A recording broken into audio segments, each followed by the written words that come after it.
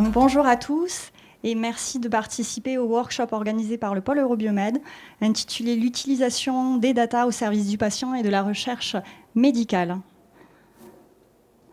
Donc pour ce workshop, nous allons avoir 3 entreprises adhérentes du pôle Eurobiomed qui viendront vous présenter leur technologie et leur expertise sur le traitement de la data.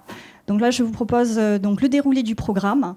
Très rapidement, une présentation du rôle et de la mission du pôle de compétitivité Eurobiomed.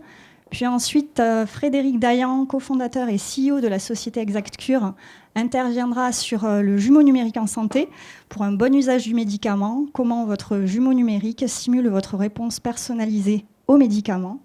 Puis ensuite, Daniel Duhaubou, CEO de la société iIntense, plateforme d'application clinique et d'innovation en neurosciences. Et le tour de workshop sera complété par Félix Kudelka, responsable développement et partenariat de la société MyDataModel, qui interviendra sur la génération des modèles prédictifs à partir de petits datasets, petits jeux de données. Donc une technologie MyDataModel pour une IA interprétable et opérationnelle. Donc, je vais vous introduire le workshop par une présentation synthétique d'Eurobiomed. Donc, Eurobiomed, un pôle de compétitivité. Le pôle de compétitivité basé sur les 2 régions Occitanie et Sud-PACA. Donc, en tant que pôle de compétitivité santé, nous fédérons tous les acteurs de la filière santé, académique, industrielle et clinique. Et la mission du pôle, c'est d'accompagner les porteurs de projets dans la transformation des innovations en produits et services de santé pour le patient et accélérer le développement des entreprises et des territoires. Donc, nous avons plus de 370 membres et parmi nos adhérents, nous avons des sociétés de biotechnologie, dispositifs médicaux, diagnostics et santé numérique.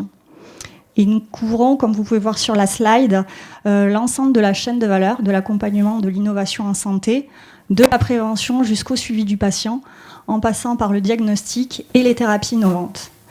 Et au cœur des projets du pôle, de plus en plus, les projets numériques. Nous accompagnons, sur tous les projets que nous accompagnons, on a un ratio de plus de 70% de projets qui incluent une brique technologique numérique ou intelligence artificielle.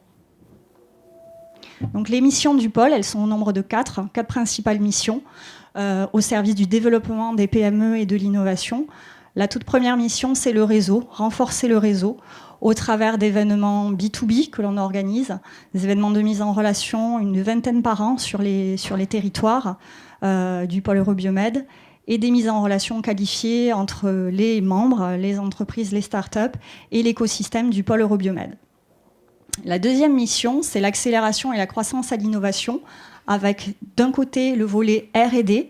Donc le pôle dispose d'une équipe innovation projet qui va accompagner le porteur à tous les stades du développement de son projet, que cela soit l'aide à l'identification de partenaires académiques, industriels et cliniques, l'aide à l'identification du bon guichet de financement, la recherche de financement public. Le pôle peut aussi vous accompagner dans la relecture, l'expertise et la structuration de vos dossiers de demande de subvention. Et vous accompagne aussi, vous apporte une expertise avec un comité stratégique projet composé d'experts académiques, industriels et cliniques qui sont là à votre disposition pour vous challenger votre projet et apporter des recommandations pour optimiser les chances de succès pour un financement auprès d'un guichet public. Et de notre côté, vous aviez donc le volet R&D et le volet plus innovation, croissance et aide à la structuration d'entreprise. Le pôle Eurobiomed propose divers services pour aider l'entreprise sur les différentes problématiques qu'une start-up et PME sera amenée à rencontrer tout au long de son développement. Donc tout ce qui est renforcement des fonds propres, accompagnement aussi à la levée de fonds, mise en relation avec les fonds d'investissement, les business angels, etc.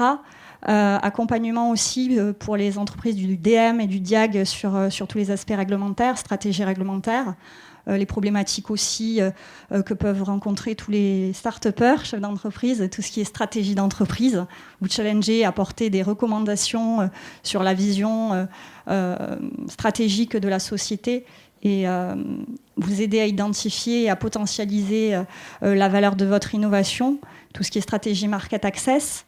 et également accompagnement à l'international. Le troisième point, la troisième mission, c'est la promotion et la valorisation des membres, donc au travers de nos outils de communication, d'une part, et également visibilité auprès des grands groupes, des grands comptes et des investisseurs. Cela arrive assez fréquemment que le pôle soit sollicité par des grands groupes industriels qui sont dans des démarches de scouting. Et le rôle du pôle, ça sera d'identifier, de sourcer les compétences des adhérents en fait, sur les thématiques stratégiques prioritaires de ces grands groupes et de mettre en relation donc, les startups, les PME avec les industriels pour des démarches d'open innovation, de partenariat stratégique. Et le dernier pilier de mission du pôle, c'est la structuration de l'écosystème. Donc on travaille en étroite collaboration avec l'État, les régions et les métropoles pour identifier les filières d'excellence sur les territoires.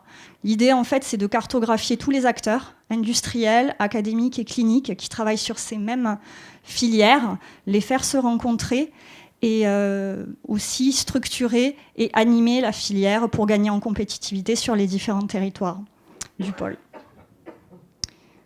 Donc là, c'est la slide que je vous ai présentée plus amont sur les services du pôle.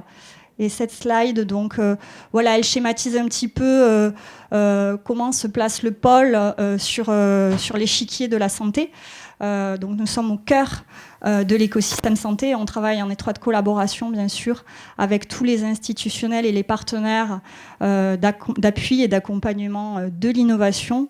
Donc toutes les SAT du territoire Occitanie et PACA, les sociétés d'accélération de transfert et de technologie, les accélérateurs, pépinières et entreprises et incubateurs, BPI, bien évidemment, pour la recherche de financement public, les CHU. On couvre donc tous nos membres CHU travaillent avec nous, les 5 CHU du territoire du pôle, les acteurs de l'export, les universités, etc. Et bien sûr, on est en étroite collaboration avec les investisseurs et les agences d'État.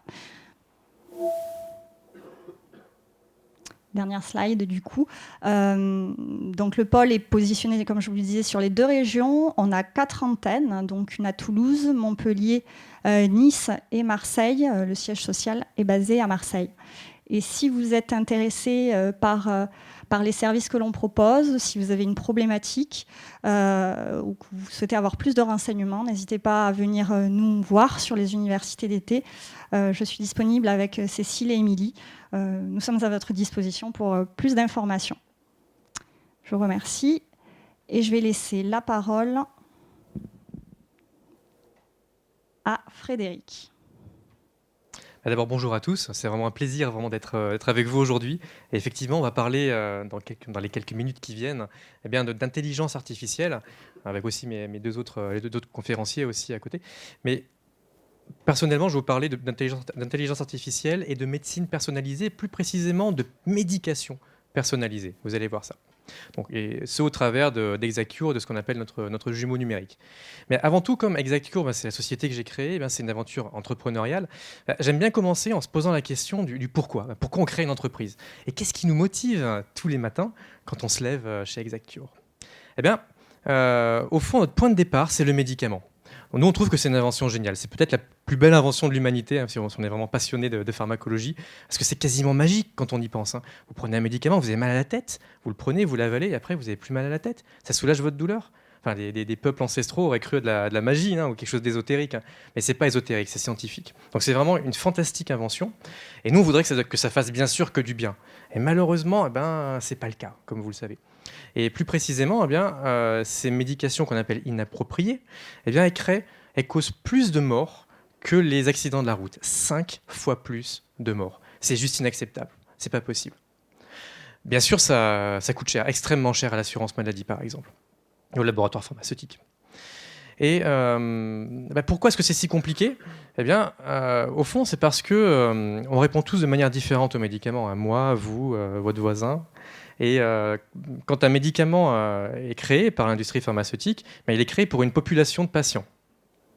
Et alors que quand on prend un médicament, on n'est pas une population de patients. Moi, je le prends en tant qu'individu et c'est pas la même histoire. Quand je le prends en tant que humain avec mes propres caractéristiques, mon poids, mon âge, ma taille, eh bien, il faut les prendre en compte. Et dans un monde idéal, c'est donc l'idéal de la médecine personnalisée, hein, votre médecin, votre pharmacien devrait vous poser plein de questions.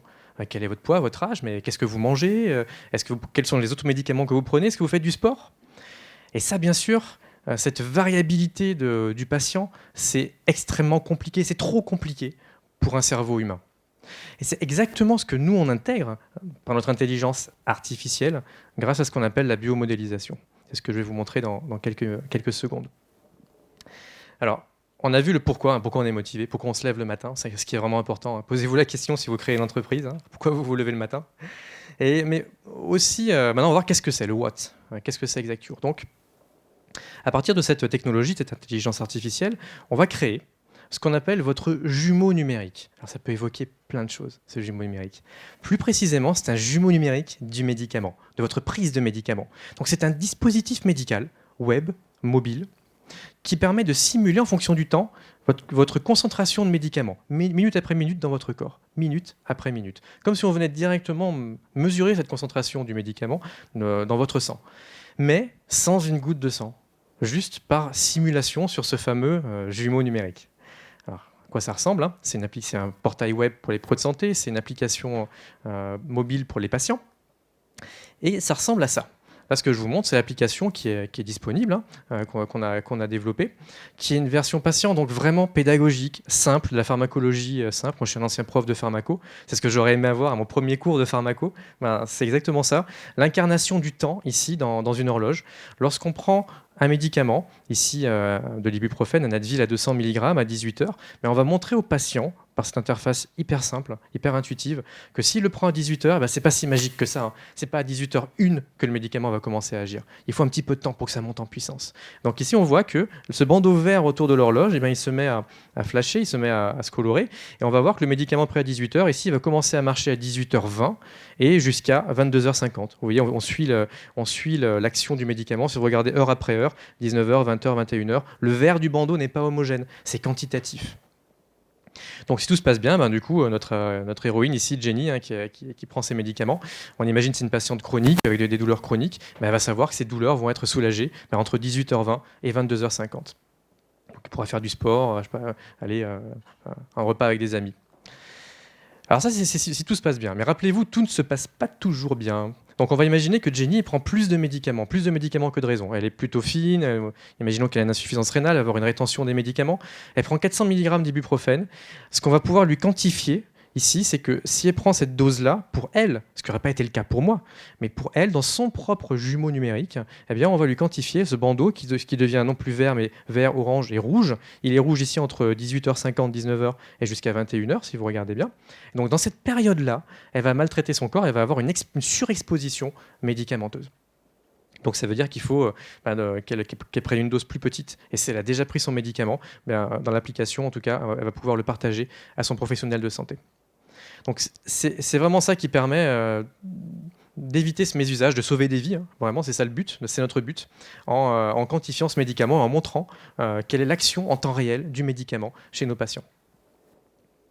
Alors cette version patient, comme je vous ai dit, tout est propagé, mis en miroir aux professionnels de santé. Il n'est pas du tout sorti de la boucle, au contraire, tout ce que fait le patient est mis en miroir aux pros de santé. Pour ce pro, c'est une façon de monitorer le patient à distance, du coup, lorsqu'il n'est pas au cabinet ou durant des visites.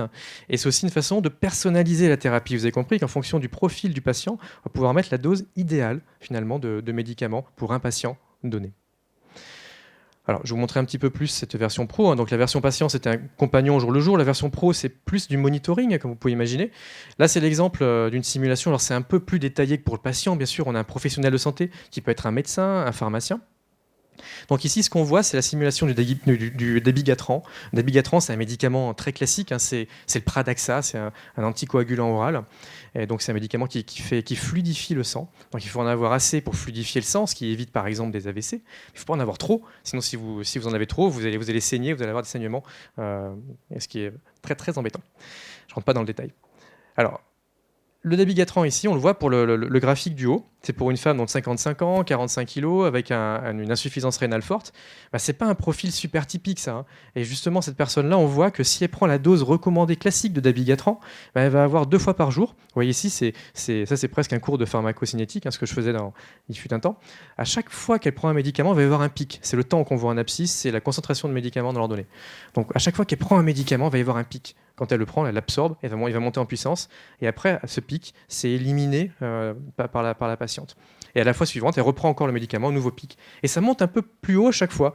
Et vous voyez un phénomène qui est classique en pharmaco. On atteint au bout de quelques prises de médicaments, donc là une dizaine de prises, ce qu'on appelle un état pseudo-stationnaire, où chaque jour ressemble au jour d'avant. Mais cet état pseudo-stationnaire, si vous regardez les traits verts et rouges, qui représentent la fenêtre thérapeutique idéale, le but, c'est d'être entre le vert et le rouge. Dans le graphe du haut, on est au-dessus, on est en surexposition. Donc ça, c'est quelque chose qui va être très clair, hein. Cette patiente-là, dans une période de la journée, entre, 15h et 20h, elle va être tellement surexposée aux médicaments qu'elle va saigner. Si elle se brosse les dents, elle aura des saignements dentaires. Si elle fait du sport et qu'elle se blesse, elle risque d'avoir un accident grave. Donc c'est complètement inapproprié. En revanche, le médecin pourra réestimer une posologie pour cette patiente qui sera plus adaptée à son profil. Donc c'est la posologie du bas et qui peut permettre donc d'offrir une alternative à cette patiente. Donc ça, c'est côté pro de santé, où on suit ce que fait le patient, mais on peut aussi, comme vous voyez, ajuster un nouveau médicament. Alors d'où ça vient tout ça, hein? Je vous donne un petit indice. Ça vient, c'est pas si magique que ça, hein. Ça vient de la littérature scientifique. Ça vient de la littérature scientifique et clinique. Des publications sur des médicaments, que ce soit des essais cliniques, enfin principalement des essais cliniques. On va voir un petit peu dans le détail donc le comment, justement. Comment on fait ça? Je pourrais y passer des heures, donc on va faire ça en 30 secondes. Hein.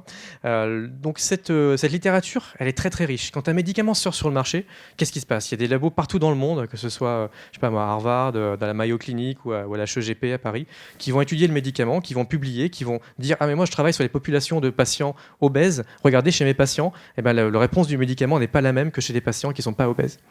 Donc nous, on screen ça. Notre intelligence artificielle, elle screen la littérature, elle l'intègre et elle crée ce qu'on appelle de la métamodélisation. Donc elle se nourrit, cette modélisation, de ces interactions médicamenteuses, du sexe, du poids, de l'âge, de plein de choses qu'on appelle des covariables qui vont influencer le médicament. Et donc ce qu'on fait, c'est qu'on intègre ces covariables issues de la connaissance de l'état de l'art sur un médicament. On va l'intégrer dans ce qu'on appelle un métamodèle ou un modèle composite, qui est la source de la simulation qu'on fournit aux patients. Alors, avec plaisir pour en parler des heures après la conférence. C'est des belles mathématiques derrière, vraiment. Pas classique. Donc, où on en est aujourd'hui? On est une équipe d'environ 25 collaborateurs, avec un ADN très, très scientifique et pharmacologique. Data miner, j'ai des pharmaciens aussi, j'ai des développeurs, bien sûr, tech aussi, et des mathématiciens, des physiciens. Notre parcours, si on le résume très rapidement, à partir de recherche fondamentale, un partenariat avec l'INRIA, on a pas mal bougé, on est assez fiers de différents prix qu'on a eus, hein, comme le prix iLab du ministère de l'Industrie. On a eu un premier tour de financement en 2019, on est partenaire de différents acteurs hein, comme Vidal, Elsevier. On a aussi un projet européen qu'on a obtenu il n'y a pas très longtemps sur la modélisation cardiovasculaire des médicaments pour le cœur.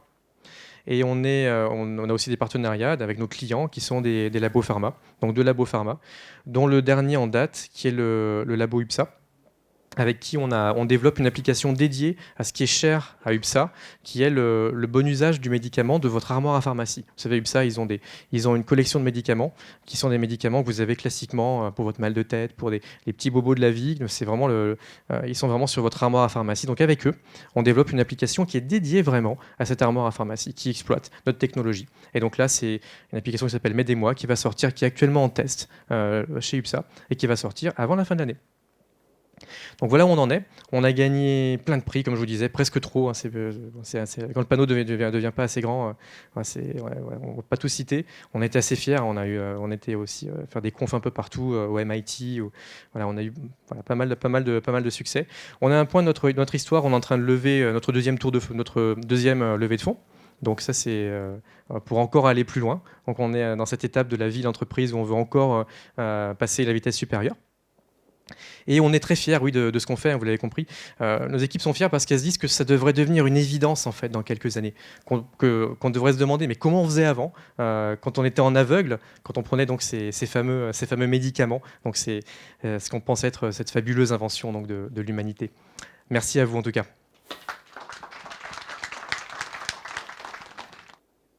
Bon, non, j'ai pas de diapo.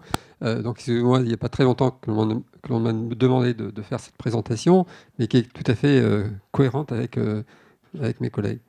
Donc, Daniel Diobou, je suis le directeur général d'Intents, qui est une start-up qui a été créée il y a 3 ans de cela, avec des neurologues, des médecins réanimateurs et d'autres entrepreneurs.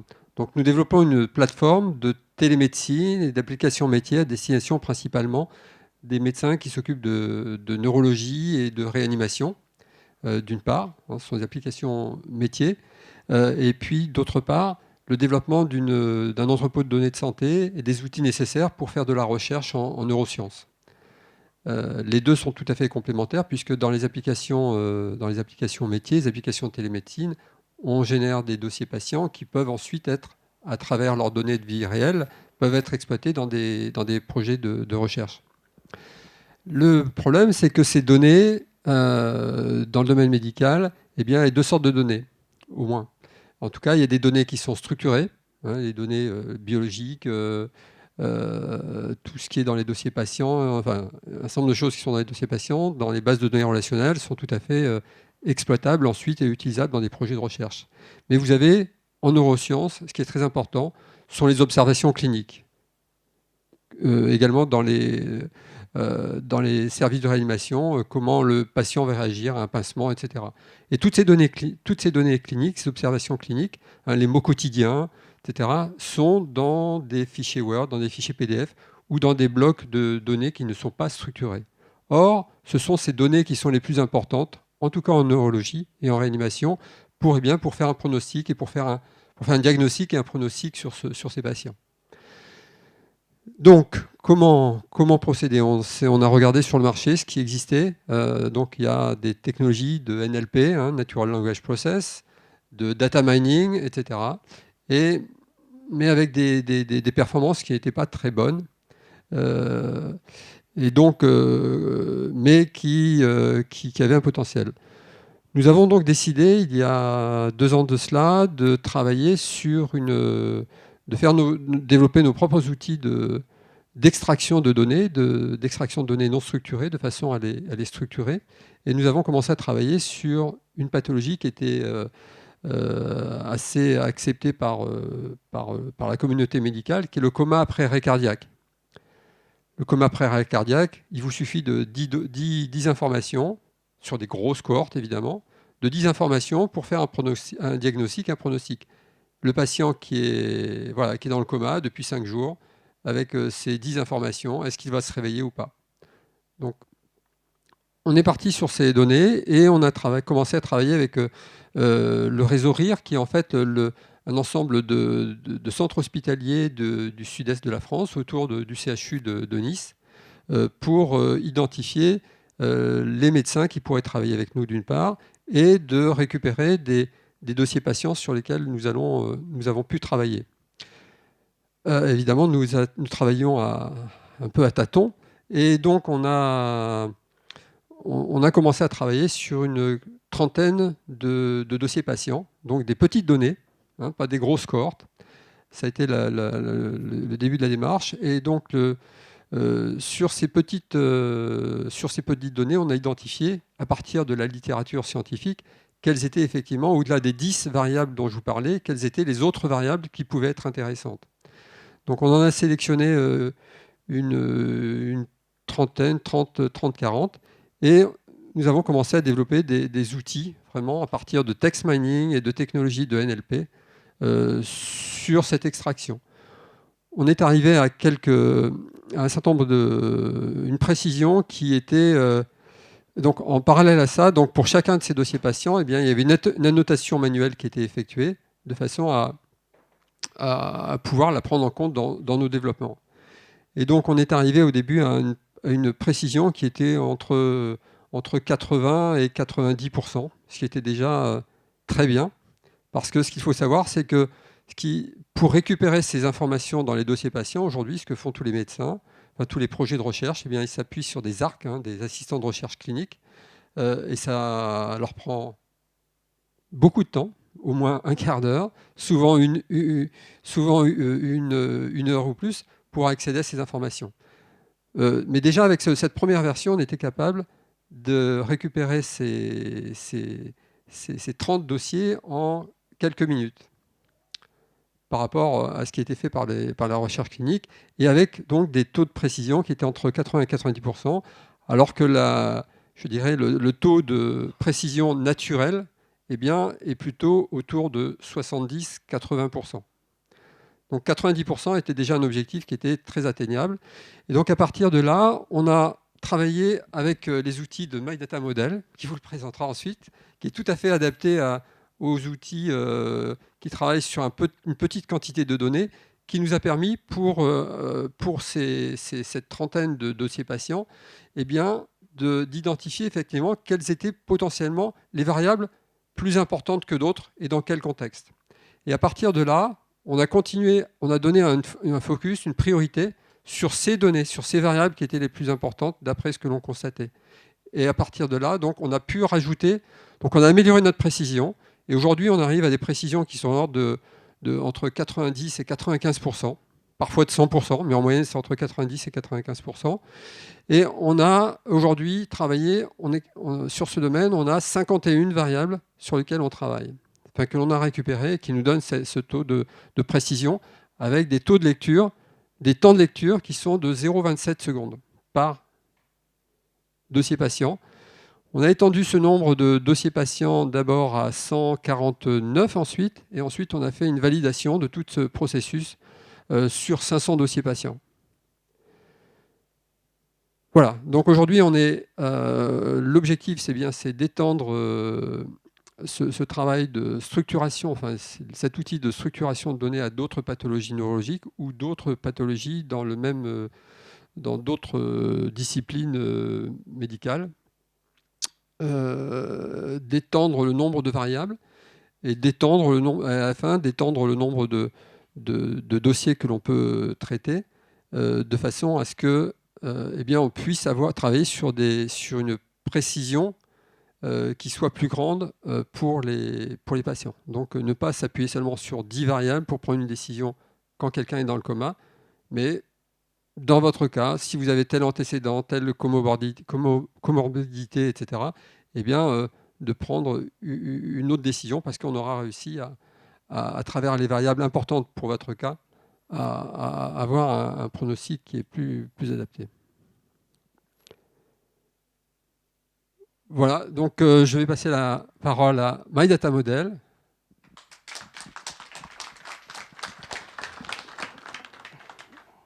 Bonjour à toutes, bonjour à tous, merci beaucoup d'être là aujourd'hui. Donc, excellente introduction de Daniel qui justement utilise notre technologie.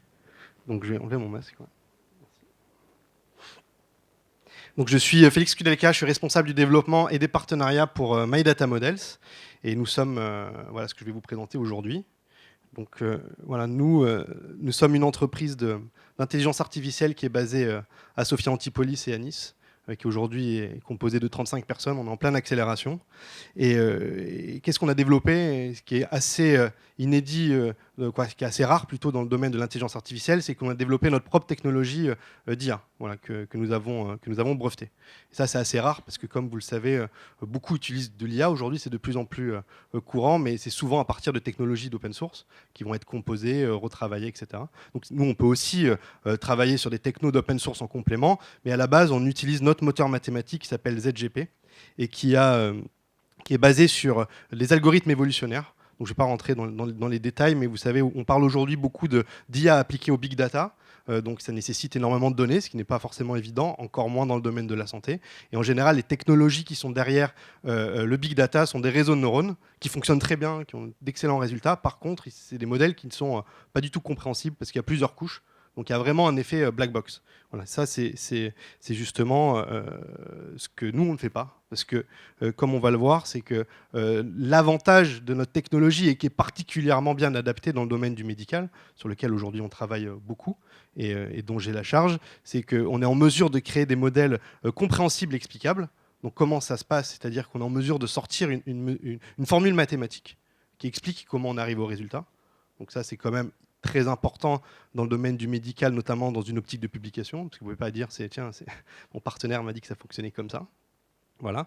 On a des modèles qui sont très robustes et très légers.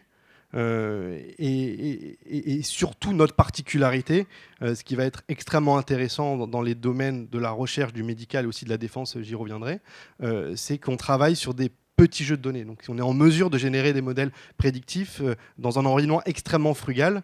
Donc, quand on va travailler avec un chercheur, par exemple, du CHU de Nice, il a généralement pas plus de quelques centaines de dossiers patients, quelques centaines quelques dizaines de variables. Et c'est là où on va être particulièrement efficace et efficient, justement, c'est d'aller s'adresser à ces gens qui ont des petits jeux de données et de générer des modèles prédictifs et assez simples d'accès. Donc, on n'a pas besoin d'être un data scientist de l'espace pour commencer à utiliser notre technologie. Et c'est ça vraiment ce qui fait qu'aujourd'hui, on a un succès assez important dans ce domaine-là. Justement, on est comme des motoristes, en fait, si vous voulez, et on équipe des partenaires comme Daniel qui utilisent notre technologie. Donc on a deux technos. Je vais y aller rapidement. C'est qu'on a une plateforme qui est très simple d'usage qui s'appelle Tada. Et donc là, qui est très... Oui, il y a un effet waouh, c'est vrai qu'on l'utilise. Donc qui est très très facile d'utilisation. J'ai deux, trois screenshots après. Et après, on est en mesure aussi sur des programmes plus importants, évidemment, de développer des composants intégrables à façon sur des projets beaucoup plus importants. Voilà. Donc ça, c'est Tada. Donc en fait, d'une manière très simple, c'est vous êtes en mesure, vous uploadez vos données. Donc ça peut être de l'Excel. L'important, c'est que on n'a pas besoin d'avoir beaucoup de lignes. On peut travailler à partir de cinquantaine de lignes, centaines de lignes, etc. Après, plus il y en a, mieux c'est. Par contre, évidemment, pour avoir des modèles pertinents, c'est d'avoir quand même un nombre assez important de variables. Et justement, l'objectif, c'est d'apprendre sur les données historiques, de trouver les variables, de vérifier comment ça fonctionne justement l'algorithme évolutionnaire. C'est-à-dire que là, vous voyez, il y a un score, là, 70, 71, donc c'est la pertinence du modèle, comment ça fonctionne. Vous uploadez vos données et ensuite l'algorithme on va regarder les objectifs de prédiction, parce que c'est ça, on ne devine pas pour vous ce que vous cherchez à prédire. Et ensuite, l'algorithme va vérifier en aveugle sur 30% du jeu de données. Voilà, si on y arrive. Donc là, on est en mesure justement de donner un score de fiabilité par rapport à l'apprentissage historique. Et donc, à l'issue, ce qui devient hyper intéressant, c'est qu'on va donner les variables qui sont les plus importantes. Et ensuite, on a une fonctionnalité là qu'on ne voit pas très bien, mais qui s'appelle Live Predict. Ça veut dire qu'à partir du modèle que vous aurez généré, à partir des 5-6 variables qui vont être très importantes dans votre modèle, on va pouvoir faire de la simulation. Ça veut dire que vous allez pouvoir rapidement bouger une des variables et voir comment le modèle se comporte. Voilà. Et ça, c'est extrêmement, extrêmement intéressant, extrêmement pertinent. Donc en termes de crédibilité, c'est quand même important par rapport à tout ce que je viens de vous dire, c'est qu'on a la chance d'avoir que Mark Schonauer, qui est le directeur scientifique de l'INRIA, qui est à notre board, voilà, donc qui a validé aussi notre technologie. On travaille à l'Université de New York, on a été cité là, dans le Gartner, le Gartner récent là, sur le Hype Cycle. On a une belle publication scientifique, je pourrais vous envoyer le lien évidemment, qui en termes de benchmarking par rapport à notre technologie et les autres technologies qu'il y a sur le marché, qui est très, très intéressant pour nous. Et enfin, on est aussi partenaire stratégique du groupe Thales. Donc c'est pas évident d'être validé par tous les experts IA de Thales. Donc elle a été accélérée par Thales à l'AISyntech, qui est leur centre de référence d'IA au Canada. On a fait partie des 5 boîtes qui ont été sélectionnées sur 200 au niveau mondial.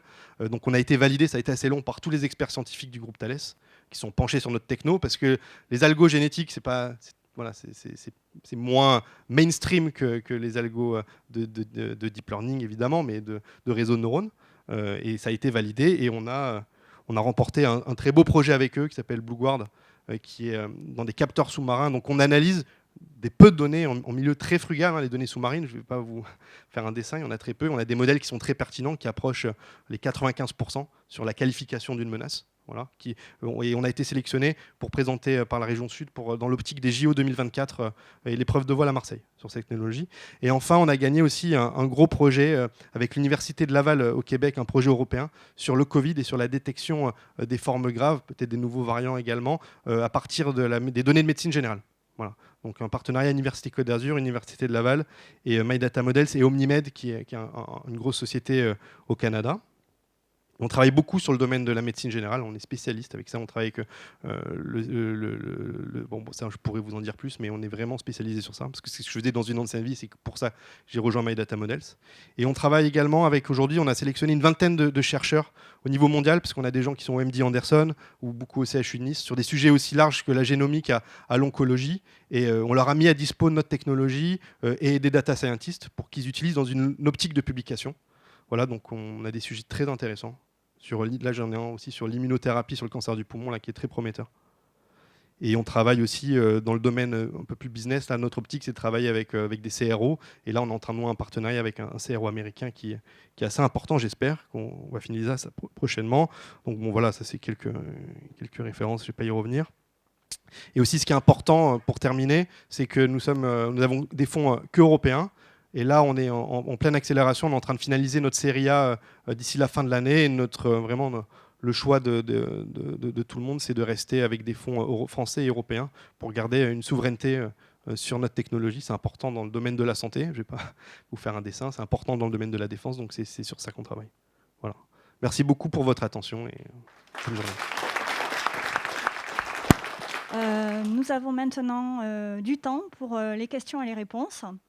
Donc n'hésitez pas si vous avez besoin d'éclaircissements voilà, sur les différentes présentations des trois sociétés. C'est ouvert. Est-ce que vous auriez...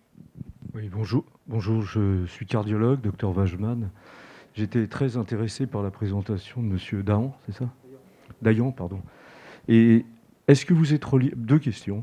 Est-ce que vous êtes relié aux bases de pharmacovigilance, en particulier sur des médicaments comme les anticoagulants ?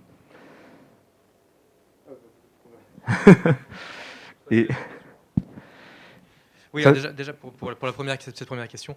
Alors, oui et non, pas encore. Alors, on discute avec les centres de pharmacovigilance, qui sont très intéressés, eux, à ce qu'on mette en lien les retours qu'on a de notre application de manière semi-automatique, j'ai envie de dire, mais pas directement. En revanche, quand il y a des publications qui sont faites de pharmacovigilance, qui relatent des effets adverses ou des surexpositions, ça, nous, on sait les intégrer. Et donc, dans nos modèles état de l'art, entre guillemets, il y a aussi des retours comme ça. Tout à fait. D'accord. Deuxièmement, il y a une version patient, il y a une version médecin. Est-ce que les deux sont connectés ? Oui, tout à fait. C'est un bon point, c'est une bonne question. On a essayé de réfléchir à cette problématique du mésusage. De faire une version seulement patient ou seulement médecin, c'est une partie de l'histoire à chaque fois. Donc vraiment, de les connecter les deux, c'est ce qui pour nous, c'est un challenge, hein, parce qu'il faut embarquer les deux dans cette aventure-là, mais c'était une évidence. C'est-à-dire que tout ce que fait le patient, s'il dit ce matin je me suis levé un peu plus tard, j'ai pris le médicament à 10h parce que hier je me suis couché tard, il peut le mettre, le médecin le voit, et on lui calcule l'exposition pharmacologique sur la semaine entière ou sur le mois entier en fonction de la prise réelle qu'a rentré le patient. Il rentre aussi le patient des retours, hein. Je me sens bien, pas bien, hier j'ai saigné du nez, j'ai eu mal au cœur, voilà. Il le rentre aussi dans l'application, et le médecin, du coup, par ce couplage, peut faire un mapping entre la pharmaco qu'on simule en temps réel, est-ce qu'il y a des pics d'activité, des baisses d'activité, et le moment où le patient a fait son retour. Si un patient qui prend un INS me fait un retour qu'il a mal à l'estomac, quand je suis à un pic d'activité de l'INS, je peux me dire, ok, c'est bon, c'est parce qu'il est vraiment sensible à l'anti-inflammatoire, par exemple. Je peux vous poser deux autres questions ? Ouais, avec plaisir. Merci. Là, je suis patient. Bon, le problème des anticoagulants, c'est un très bel exemple entre le bénéfice-risque. Je suis patient, je suis sous dabigatran, et puis je dois me faire opérer, je dois passer sous héparine. Le médecin, le cardiologue n'a pas eu le temps de bien m'expliquer. Est-ce qu'à un moment donné, vous allez reprendre et sur l'iPhone, dire au patient, attention, arrêtez le dabigatran à telle heure, reprenez machin, etc., pour mieux le préparer à l'intervention chirurgicale et pas avoir cet effet de chronopharmacologie qui peut être catastrophique. Ouais. Alors, j'aimerais bien aller jusque-là. J'aimerais bien. On ne va pas quand même jusque-là, et pour des raisons réglementaires. Parce que quand on dit, si on intervient nous-mêmes dans une prise de décision où on dit prends ce médicament ou ne le prends pas, qui est simplement le résultat de notre calcul à nous et pas du médecin ou du pharmacien, là on prend un risque réglementaire qu'on ne peut pas prendre. En revanche, bien sûr qu'on va tout monitorer. S'il y a des résiduels de son dabigatran à un moment où il prend encore son héparine, on a des alertes d'interaction médicamenteuse qui vont apparaître. Donc s'il le prend, à un moment, il va y avoir une alerte qui dit attention, tu prends les deux en même temps, tu es sûr, il y a une fenêtre d'alerte qui lui dit il y a quelque chose qui ne va pas, qui contrôle en fait l'historique de médicaments. Mais par contre, je ne peux pas aller, pour des raisons réglementaires, jusqu'à cette recommandation de prise. Alors, vous avez répondu en partie à ma quatrième question, qui était, je suis expert auprès des tribunaux, je suis plutôt du côté des patients et des victimes. Imaginons, qui est responsable de la décision? C'est-à-dire, c'est une décision partagée médicale entre finalement le médecin qui reste le prescripteur et qui s'appuie sur vos systèmes, ou est-ce que vous êtes opposable? Ouais, alors nous, légalement. On est légalement opposable pour notre revendication réglementaire qui est en fait de donner la meilleure simulation possible. La prise de décision, on ne la prend pas. Et au niveau réglementaire, j'ai fait un débat il n'y a pas très longtemps avec des juristes justement qui ont expliqué carrément le contraire, que que le médecin il a une obligation de moyens, de donner le meilleur service possible aussi, et que si à un moment il ne prend pas le meilleur service qui lui permet d'évaluer son choix, c'est même lui qui pourrait être attaqué pour ne pas avoir pour pas avoir maximisé les chances du patient. Je n'irai pas jusque-là et à pousser ça comme argument d'adoption, hein, mais bon. Mais c'est plutôt l'argument inverse qu'ils ont donné. Donc nous, en tout cas, on n'est pas là pour prendre des décisions en termes de posologie. On est là que pour donner le meilleur aperçu de l'état de l'art en fait sur un médicament, ce qui est déjà pas mal. C'est un tableau de bord, quoi. C'est un compteur de vitesse qu'on donne, en fait. Bon, ouais. Ouais, pour l'instant, il déclare. Pour l'instant, c'est ça, tout à fait. Si il y a la qualification par le pro qui peut être faite, le pro a aussi contrôle là-dessus, peut modifier. Bon, en tout cas, merci pour ces questions. Ouais. Ouais. Ah ouais. Bien sûr. Effectivement. On travaille avec des piluliers connectés pour avoir ça, mais pour l'instant, on n'en est pas là. On n'en est pas là. Ouais. En tout cas, merci pour ces questions. Nous, c'est ce qu'on cherche. On est là pour chercher des centres, des intérêts, des partenariats. Hein. Je ne l'ai pas dit, mais ce qu'on veut, c'est trouver des terrains de jeu, que ce soit des hôpitaux, des patients, des associations de patients. On veut trouver des terrains de jeu pour déployer nos dispositifs dans ces terrains un peu contrôlés et s'amuser avec ça. Voilà. Merci. Je rebondis sur les questions du cardiologue. Peut-on simuler les résultats d'un test biologique? On donne de l'héparine à un patient. Peut-on simuler le TCA quelques heures après? Oui, on peut. Parce que alors moi, je suis prof de pharmacocinétique, pour ceux qui connaissent ça, mais on fait aussi de la pharmacocinétique pharmacodynamie, comme modèle, dans la PK/PD. On va jusqu'à l'effet. Alors, on ne peut pas tout faire. Après, ça dépend de la connaissance mécanistique de l'effet. Mais par exemple, une des collaborations qu'on a avec la PHP, avec Cochin, on simule l'hématotoxicité, par exemple, des produits en oncologie. Donc, on va jusqu'à estimer, si on met telle ou telle dose à tel patient, qu'est-ce qu'on estimerait comme étant sa numération dans 3 semaines, par exemple. Donc, oui, tout à fait.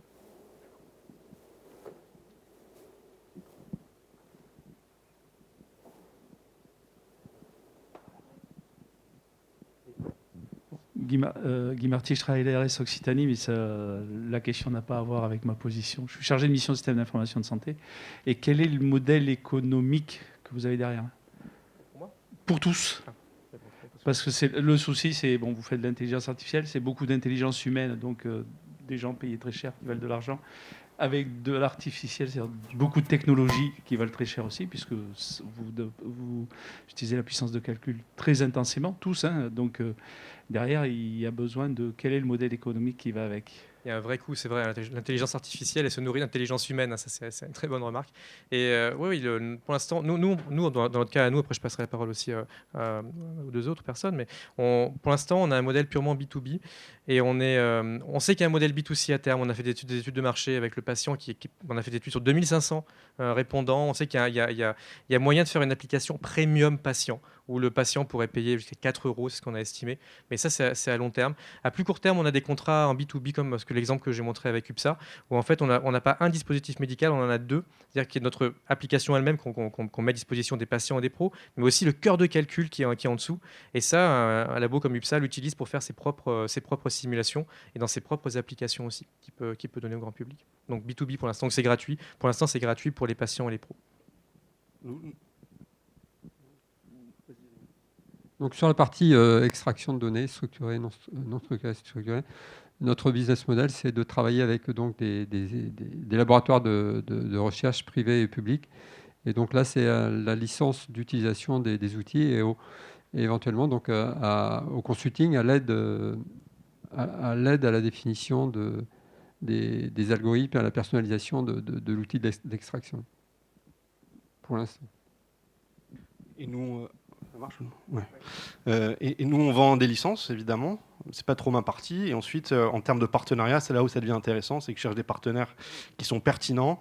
Et l'idée, c'est de les équiper. Comme je disais, je suis un motoriste, hein, donc les équiper sur un sujet commun. Eux vont ensuite adresser leurs clients historiques. Et ensuite, on se partage les revenus par rapport à ce qu'on a fait ensemble. Voilà. Oui, alors en tant que cardiologue, il y a un domaine où lequel en France on est très mauvais, c'est la prise en charge de l'hypertension artérielle.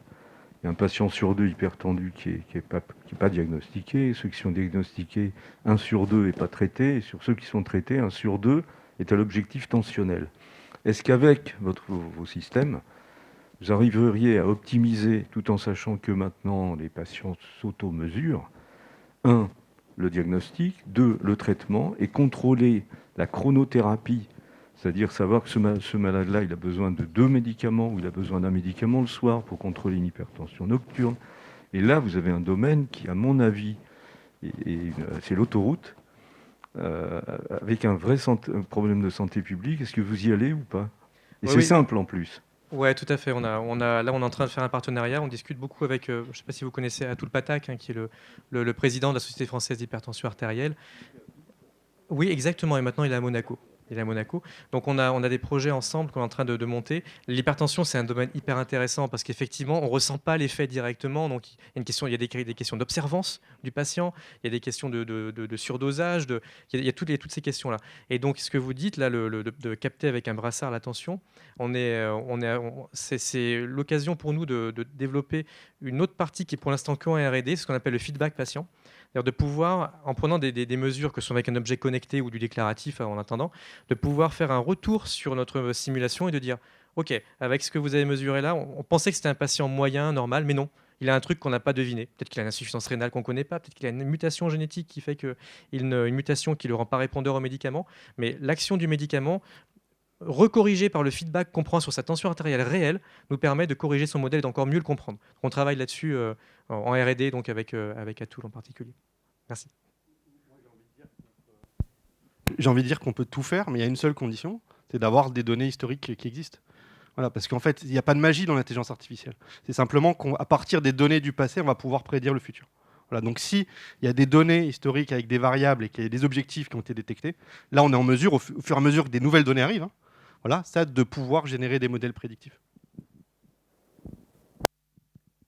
Merci beaucoup d'avoir participé activement à cette session. Et les speakers sont à votre disposition pour poursuivre les échanges. Merci beaucoup.